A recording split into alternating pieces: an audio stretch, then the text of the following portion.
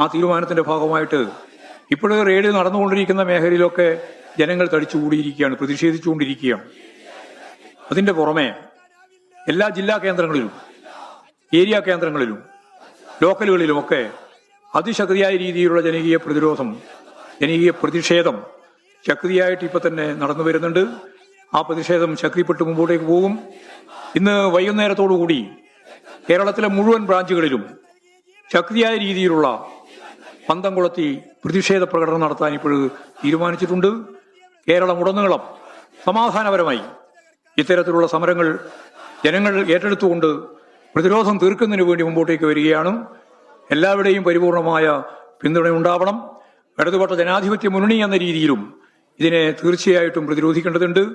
ഇത് CPIM-ന് മാത്രം എതിരായിട്ടുള്ളതല്ല, ഇന്ത്യയിലെ പ്രതിപക്ഷ നേതൃത്വത്തിന് ആകെ എതിരായിട്ടുള്ള കടന്നാക്രമണത്തിന്റെ ഭാഗം കൂടിയാണ്. അതിന്റെ ഒപ്പം നിൽക്കുകയാണ് ഇവിടെ VD സതീശനും കോൺഗ്രസും.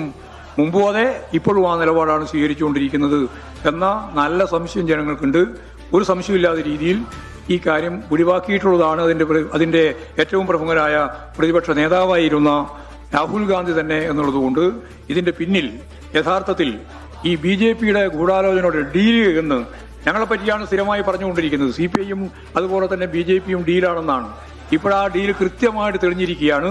BJP-യും UDF-ഉം തമ്മിലുള്ള VD സതീശൻ ഉൾപ്പെടെയുള്ളവരുടെ കൃത്യമായ ഡീലാണ് പുറത്തു വന്നിട്ടുള്ളത്. അതൊക്കെ ജനങ്ങൾ തിരിച്ചറിയും എന്നുള്ളതാണ് ഇത് സംബന്ധിച്ച് ചൂണ്ടിക്കാണിക്കാനുള്ളത്.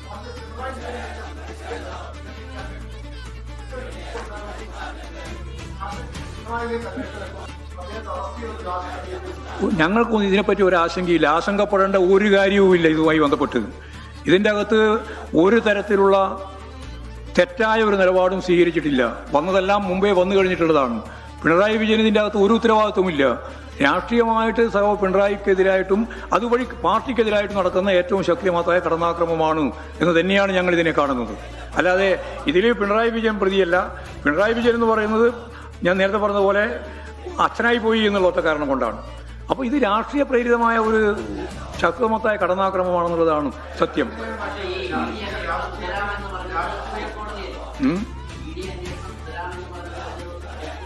അതെ അതെ.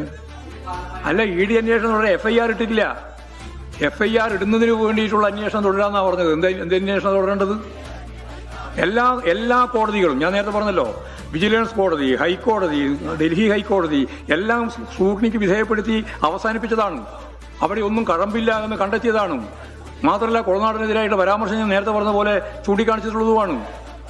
അപ്പോൾ എല്ലാ അർത്ഥത്തിലും ഒരു തരത്തിലും പിണറായി വിജയനെ പ്രതികരിക്കാനാവാത്ത ഒരു കേസിൻ്റെ അകത്ത് ഇപ്പോഴും പാർട്ടിക്കെതിരായ കടന്നാക്രമണത്തിന്റെ ഭാഗമായിട്ട് പിണറായിക്കെതിരായിട്ടുള്ള ഈ പുതിയ റെയ്ഡ് ആരംഭിച്ചിരിക്കുന്നു എന്ന് മാത്രമേ കാണേണ്ടുള്ളൂ. അത് ഞങ്ങൾ രാഷ്ട്രീയമായിട്ടും നിയമപരമായിട്ടും ഒക്കെ ശക്തിയായിട്ട് നേരിടുകയും ചെയ്യും.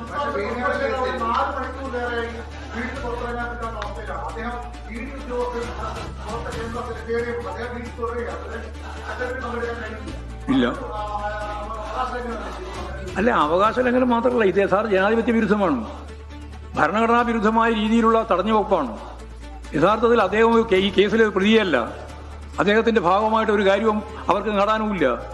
പക്ഷേ ഇവിടെ തികച്ചും തെറ്റായ രീതിയിൽ കേന്ദ്ര ഏജൻസികൾ മുന്നോട്ടേക്ക് വന്നു എന്നുള്ളതാണ് ഏറ്റവും പ്രധാനപ്പെട്ട കാര്യം.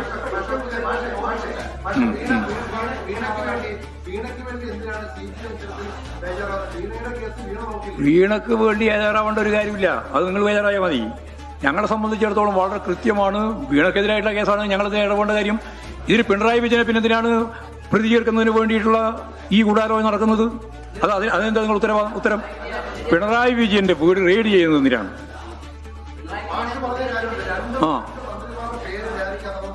പറഞ്ഞല്ലോ. അല്ല, അതല്ലാതെ അന്നേ പറഞ്ഞല്ലോ, ഞാനല്ല ആ PV എന്ന്. അത് പിണറായി തന്നെ വ്യക്തമാക്കിയല്ലോ. നേരെ മറിച്ച് മറ്റവർ രണ്ടുപേര് അംഗീകരിച്ചതാണ് ഞങ്ങളുടെ പേര് തന്നെയാണെന്നും. അതാ കാര്യം. ഒന്ന് നിഷേധിച്ച് അന്ന് മുതലേ നിഷേധിച്ചു, ആ PV ഞാനല്ല എന്ന് പറഞ്ഞു. ഇപ്പോഴും കൃത്യമായിട്ട് അവരുടെ പേര് എല്ലാവർക്കും അറിയുന്ന പേരാണ്. ഞാൻ പേരൊന്നും ഇപ്പോൾ പറയുന്നത്, 2 മന്ത്രിമാരെന്ന് ഞാൻ പറഞ്ഞത് അത്രയേ ഉള്ളൂ. ഇതാണ് കാര്യം. ഞങ്ങൾക്കിതിൽ ഒരു റിസൾട്ട് അറിയാനില്ല. കാരണം ഇത് പിണറായി വിജയനുമായി ഇതിന് യാതൊരു ബന്ധമില്ല. പിന്നെ എന്ത് റിസൾട്ട് അറിയേണ്ട കാര്യം? നിങ്ങൾ എന്ത് റിസൾട്ടിനെ പറ്റിയാണ് പറയുന്നത്? എന്ത് പരിശോധന? മുമ്പേ പരിശോധിച്ചെല്ലാം പൂർണ്ണമായി കൃത്യമായിട്ട് തള്ളിക്കളഞ്ഞാണല്ലോ എല്ലാം. ഈ കേരളത്തിന്റെ വിവിധ മേഖലയിൽ നടന്ന കോടതിയുടെ കേസുകളിൽ ഇതൊക്കെ തെറ്റാണെന്ന് വ്യക്തമായിട്ട് പറഞ്ഞു കഴിഞ്ഞതാണല്ലോ. അപ്പൊ അങ്ങനെ ഒരു കേസ് നിലവിലില്ലല്ലോ.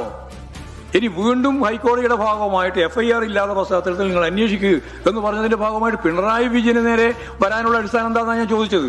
അത് രാഷ്ട്രീയം മാത്രമാണ്, വേറെ ഒന്നും അതിലില്ല.